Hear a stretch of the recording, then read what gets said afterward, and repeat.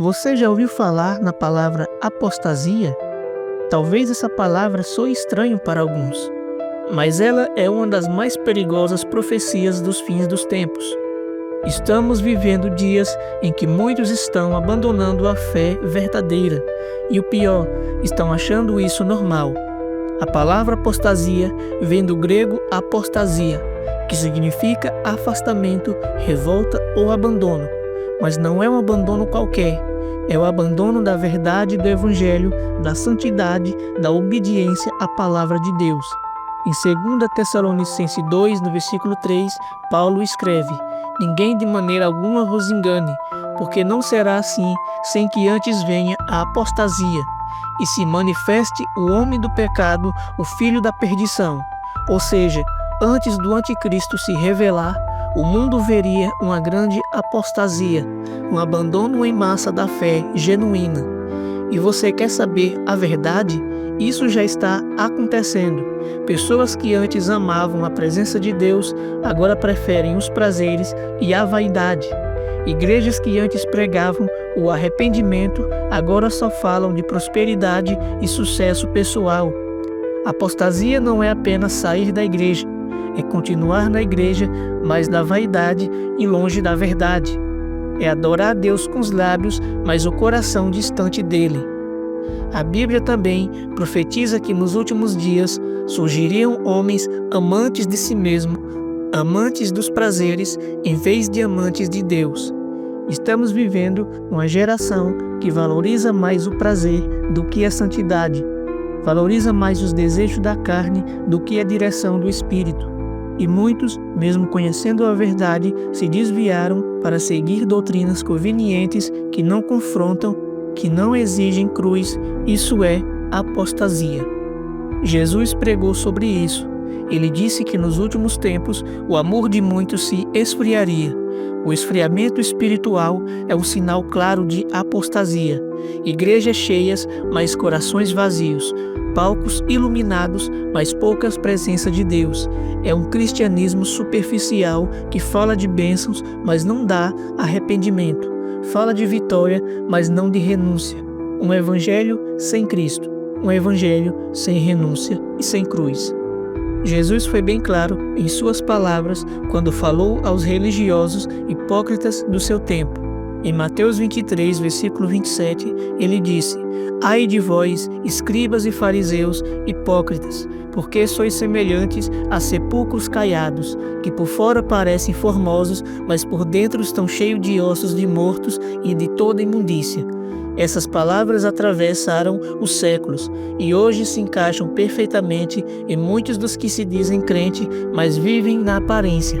Por fora usam roupa certa, carregam a Bíblia, vão à igreja, mas por dentro estão vazios, estão frios, podres, cheios de rancor, imoralidades, soberbas e vaidade.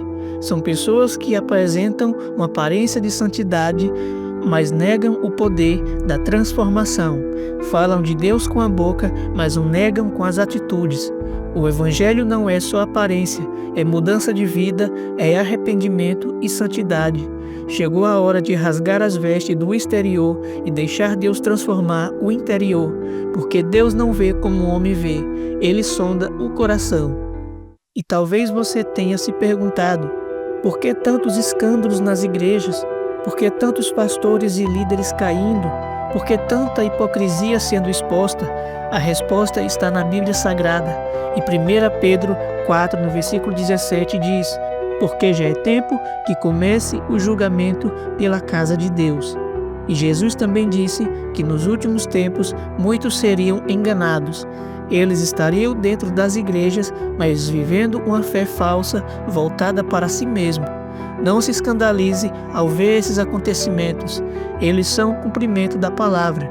Em 2 Tessalonicenses 2, no versículo 3, a palavra diz: antes que o anticristo se revele, a apostasia virá.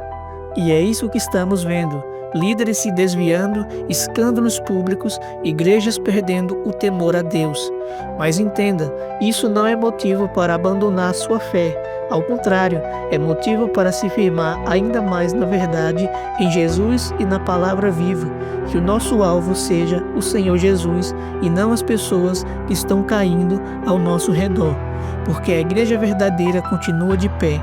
Mesmo em meio ao fogo da apostasia, Deus ainda tem um povo santo e fiel, preparado para a volta do Senhor. Entretanto, chegamos a um tempo em que crer verdadeiramente em Deus está se tornando algo raro. O mundo se afastou tanto da verdade que a fé virou motivo de zombaria. Jesus já havia pregado em Lucas 18, versículo 8: "Quando, porém, vier o Filho do Homem, porventura achará fé na terra?" A resposta está diante dos nossos olhos. Hoje, muitos dizem crer em Deus, mas quantos realmente o servem? Quantos renunciam o pecado? Quantos abandonam os desejos da carne, os prazeres mundanos, para viver em santidade? Infelizmente, até mesmo entre os que se dizem cristãos, existe uma multidão servindo a Deus e ao mundo ao mesmo tempo, vivendo com um pé no altar e o outro no pecado. Em Tiago 4, no versículo 4, a Bíblia nos alerta: a amizade do mundo é inimizade contra Deus. Em 1 João 2, versículo 15, a Bíblia declara: se alguém ama o mundo, o amor do Pai não está nele.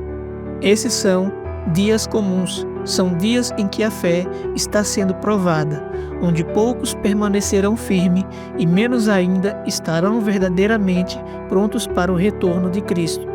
A Bíblia diz: bem-aventurado é o servo que o seu Senhor chega e o encontra servindo. Muitos julgam Judas Iscariotes, o homem que vendeu Jesus, por 30 moedas de prata, um ato que até hoje é lembrado como a maior traição da história. Mas o que poucos percebem é que hoje muitos estão vendendo Jesus por muito menos do que 30 moedas de prata. Muitos estão vendendo Jesus por 5 minutos de prazer passageiro, por uma dose de bebida, por um momento de vaidade, mentira ou orgulho. Estão trocando a verdade eterna por prazeres temporários, vendendo o Filho de Deus por um instante de satisfação da carne. Isso não é menos traição do que o Judas com suas moedas. É o mesmo coração dividido, a mesma escolha de colocar o mundano acima do divino. Jesus merece mais do que as nossas migalhas.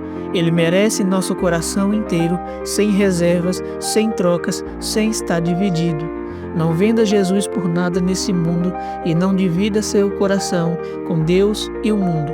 Porque a palavra diz que não se pode servir a dois senhores, é de entristecer um e agradar o outro. A apostasia chegou a um ponto tão grave que muitos tomam a Santa Ceia estando no pecado, vivendo em fornicação, mentiras e outras transgressões. Em 1 Coríntios 11, 27, Paulo nos afirma: quem comer este pão ou beber este cálice do Senhor indignamente será culpado do corpo e do sangue do Senhor. Participar da ceia do Senhor sem arrependimento, em pecado aberto, é uma ofensa terrível a Deus e ao Espírito Santo, que nos deu o privilégio de estar ceando, fazendo o ato que o Senhor Jesus fez. O pecado fede nas narinas do Senhor. Não é só uma questão moral, é algo que rompe a comunhão com Ele. Deus não tolera hipocrisia.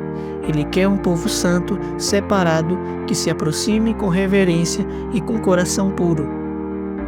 Chegará um tempo tão sombrio, tão grave da apostasia, que a terra experimentará uma grande sede pela palavra, mas infelizmente não haverá quem a pregue.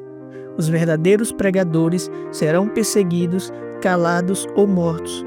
Esse tempo de trevas será marcado pela ausência da luz da palavra. E o anticristo, ele não se limitará a perseguir os fiéis, mas terá um ataque direto à Bíblia Sagrada. Em Apocalipse 13, versículo 14, a Bíblia fala sobre a besta que fará até que as pessoas adorem uma imagem e queimem as escrituras como símbolo de rebeldia. Sim, o anticristo queimará a Bíblia, tentando apagar a verdade do mundo. A palavra diz que o dragão persegue a mulher. A mulher no contexto escatológico refere-se à igreja. O dragão no contexto escatológico refere-se ao inimigo, o inimigo de nossas almas, o diabo, que perseguirá a igreja. Mas mesmo em meio a tanta perseguição, a palavra de Deus permanece firme, porque a palavra do Senhor permanece para sempre. Esteja preparado. A apostasia chegará ao seu auge, mas Deus ainda tem um remanescente fiel na terra. Se você gostou desse vídeo, compartilhe com quem precisa ouvir essa palavra, com quem precisa mudar de atitudes e se voltar o coração para o seu Deus verdadeiro e voltar-se ao primeiro amor. Porque Jesus não está nos culpando, mas sim de braços abertos, esperando que nós se arrependamos e voltemos para os seus braços, assim como o filho pródigo, que pensou que o seu pai estava com raiva do que ele fez saindo de casa, mas o seu pai está esperando de braços abertos. Se você gostou desse vídeo, clique no gostei e inscreva-se no canal. Fique com Deus, até o próximo vídeo e a paz do Senhor Jesus.